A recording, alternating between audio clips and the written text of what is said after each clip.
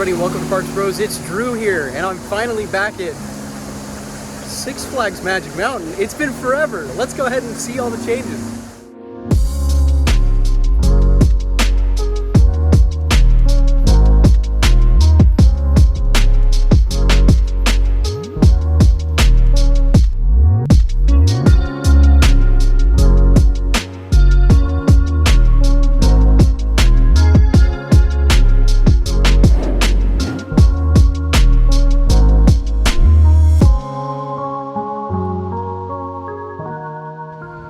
First ride of the day is going to be on the new Revolution Classic. Super excited to get back on this thing. Might as well build up the tolerance at this park again with one of the tamest coasters here now.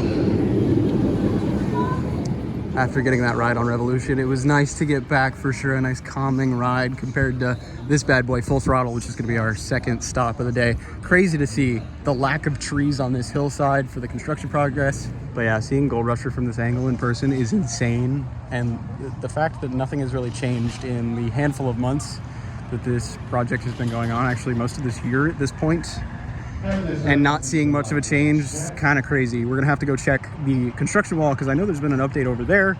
But yeah, seeing all the markers and all of them be faded at this point is insane to me. But hopefully it opens eventually. And after a really fun and graceful ride on Full Throttle, that's the best way I could describe it, we're going to Goliath with this brand new paint scheme, orange and teal. I'm kidding, it's not brand new, but it looks so good with the repaint. It's so vibrant and bright in comparison to what it used to look like. It's so nice that they're doing things like this. I'm really pleased so far with everything I'm seeing. Due to Twisted Colossus having a little bit of unfortunate downtime, we're gonna hit up Scream next. Goliath. Unbelievably smooth. I forgot how loud this thing is, goodness. I'm very excited to just be back in the Scream Punk District in general. It's gonna be interesting getting back on Scream though. It's not been one of my favorites in the past.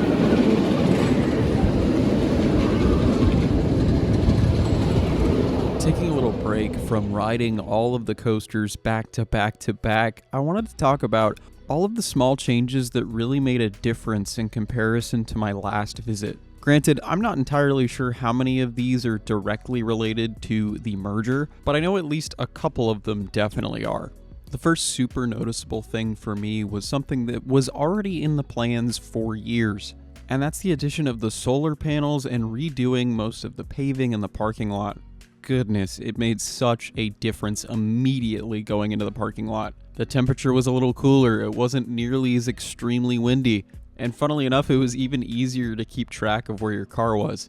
That and the park going green in this way, alongside saving some money down the line, is a great option. From this point, we got to see multiple duels of Twisted Colossus from the exterior of the park before looking over at Hurricane Harbor and seeing that that entire water park has been repainted, redone, and it just looks amazing, at least from the outside. Right outside that water park, we all knew and really didn't love the chain link fencing that surrounded it. Well, now it's all really nice looking wooden paneled fencing. And it really makes a difference. That first impression before you even get to the front entrance will change drastically because of just these changes alone. Now, getting up to the front entrance, you can see that they've definitely stripped all of the paint away on the main entry sign. However, it does look a lot cleaner, a lot less rusted out, which is a good positive in my mind. Underneath that is security, and they had someone on a loudspeaker making sure everything in the rules for security was clear while also being super friendly at the same time. Then after that, hearing a generic theme park music instead of random top 40 hits from 2010 and the Avengers theme for some reason, the entrance ended up feeling more grand because of that. Now, since we're just talking about our experience throughout the day so far, I might as well talk about something that is a problem with the merge, at least as of now. So I am officially a Knott's Berry Farm pass holder with the All Park add-on. Now that pass is for next year. However, we do get access to all the parks starting now. But due to Knott's being very weird with this whole new pass system, we ran into some issues. Now, for parking, we didn't have an issue at all, which was really nice, and they were super kind and friendly at the parking booths. And the same goes for the front entrance. The situation was handled with kindness and a lot of communication, which was amazing. But neither mine or my friend's ticket scanned properly, which at that point a supervisor asked if we could show our passes, our physical passes at that, which Knott's doesn't hand out anymore. We said that, and there was utter confusion from every employee there. This is when we tried to download the Six Flags app. That didn't scan properly. Well, then we moved on to downloading the Knott's app specifically. That's when it started to work fine. But unfortunately, internet was a little slow, so this ended up taking a good 5 minutes of our time. And please don't take that like I'm saying it's the end of the world or anything. It is just a very confusing thing going on with the two systems trying to integrate, and pass holders of certain parks getting a lack of amenities at others, but gaining them elsewhere. Which, a perfect example of that is my friends with Magic Mountain passes that come down to Knott's. They get skip-the-line passes at Knott's with no problem, whereas the other way around doesn't exist, just like our passes in Six Flags system. That's right, when I tried to enter my code in on the Six Flags app, it said my pass did not exist. But after that little kerfuffle, we started making our way around the park, riding as many coasters as we could. As this was my friend's first time at the park, they wanted to ride everything possible. This is when I started noticing little things. More trash cans everywhere, a different operating standard at the coasters, and even random roaming entertainment at Bugs Bunny World. There was even a craft fair going on in Pistachio Park, which I think is awesome. And after riding every coaster on the north side of the park, we decided to take a break in the Oktoberfest area, which, yes, this is temporary, but having a small food festival with live entertainment and the food being pretty decent at that, all I could think is how the scales have tipped. Seeing that much entertainment, the cleanliness all around the park, which, believe me, it was never spotless, but this was a definite improvement compared to my last visit 3 years ago. And the operations looking on the up and up, it felt like all of the progress at Knott's got pushed over to this park, whereas Knott's has felt more like a negative experience in comparison to the past. If you don't know what I mean, go ahead and check out this video in the top right now. Moving through the underground, there were multiple West Coast Customs cars out front, which was promised at its opening, and while there was always maybe 1 or 2 cars out front, there was a good 5 to 6 cars all over the underground, which was really cool. And in the back, they even had a specialty Halloween store, which was really nice for Fright Fest merch, and they even brought the lantern over from Knott's to this park as well. But we got a ride on Tatsu and the Ninja before heading down to Metropolis, where I could definitely say one ride that needs a lot of help is Battle for Metropolis. There was no 3D, half the projections were broken, and nearly every animatronic was broken as well, with plenty of the effects just not working at all or being super late. Oh, and there was no audio on the ride outside of on the car itself. That being the biggest low light so far. Next up is going to be Riddler's Revenge. We've made our way all the way around the park at this point, gotten on Ninja, Tatsu, and I'm super stoked to get back on this stand-up coaster. It's been so long since I've been on one. After riding Riddler's Revenge, we made our way to ride West Coast Racers, and then went all the way back to the front of the park, checking out some of the merch on the way. This is something that all of the park chain needs to figure out. Papyrus on a baseball? But at this point, it was around 6:45 p.m. And since it was a Friday night, Fright Fest was on at 7. So we started heading back to DC Universe, but on the way we caught a glimpse of all of the, I was going to say construction, but all of the dirt that currently resides in the area of the new coaster that was supposed to be opening next year. I'm not really sure what there is to say. There has literally been no update on this project in over 6 months at this point, and it practically looks like it's gone untouched in that time. There are plenty of weeds now growing all over the hillside, and all of the markers look sun-damaged to the point where you can't actually tell what the markers would indicate. This first-of-a-kind in North America coaster was supposed to open next year, 2026, but at this rate, with a lot of the permit troubles it's currently facing, I think it's pretty safe to say it won't be opening at least in spring of 2026. Or 2026 at all at this point. Even the sign on the construction wall doesn't include the date anymore. Right around this time is when we started to see something just as scary, Fright Fest.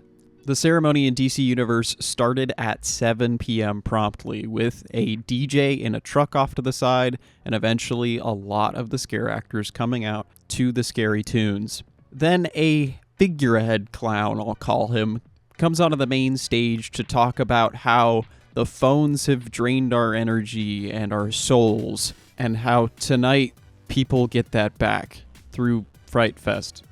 Which, I can't lie, I'm kind of confused on the whole front on that. Like, this whole moment is supposed to be filmable to be great advertising for the park and Fright Fest, and literally everyone around me had their phone out trying to film this. And also, are you trying to be the good guy? I'm confused. I thought you were supposed to scare us. Mid-thought, I was promptly met with lots of fire and some hardstyle EDM.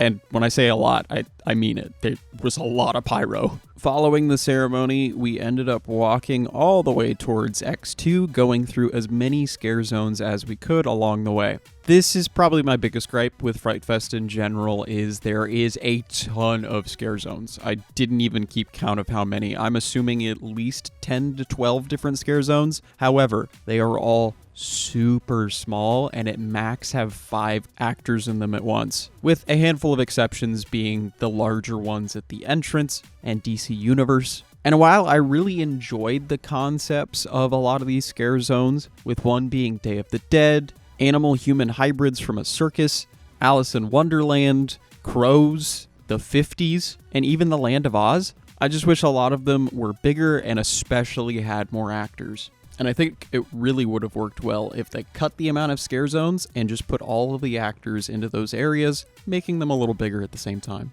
We got our ride on X2 after a minimal wait and even experienced fire, which was really cool. I have not experienced fire on that ride in 6 years, I think. But unfortunately, there is no more on-ride audio, and they were only running one train, which unfortunately was a common thing throughout the park. So let's dive into the operational changes. Don't get me wrong, one train on a coaster at this park has been the normal for a long time. But what hasn't has been the well-communicated and thorough changes to the loading and unloading procedures on rides. You could tell almost immediately that the training has changed across the board. There were groupers at almost every single roller coaster, with exceptions being Ninja and Gold Rusher.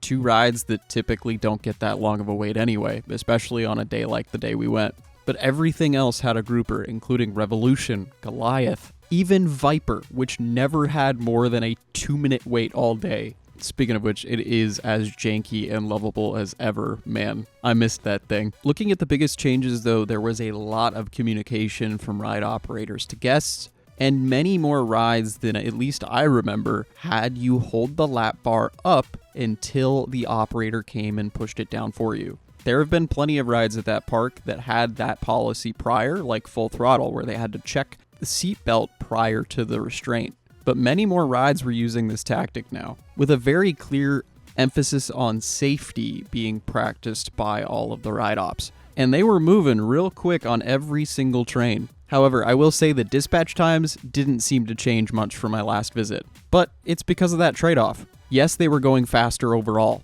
but being more thorough on safety. And all I could think was the same thing that would make Knott's operations go a lot faster as well. If they added another 2 operators in the station to check restraints, the train would be out there so quick. And to be honest, if they had that implemented, they probably would have gotten trains out in the theoretical best. So, ending my yapping about the new operations standard, which is much improved, let's talk about some of the entertainment at Fright Fest. There was this show, apparently from Scream Break originally, called Margot Rita's Monster Ball, and it thoroughly surprised me. There was live singing, lots of dancing, and the show was over 25 minutes with a very fun vibe overall. While it's true, it wasn't scary at all. It definitely added to the party atmosphere of the park, which makes me so incredibly mad that I missed Scream Break the couple years they had it going, and I'm so sad it's gone now. But the show was really fantastic, and I know the lighting designer definitely enjoyed themselves the entire time because, man, they were going wild.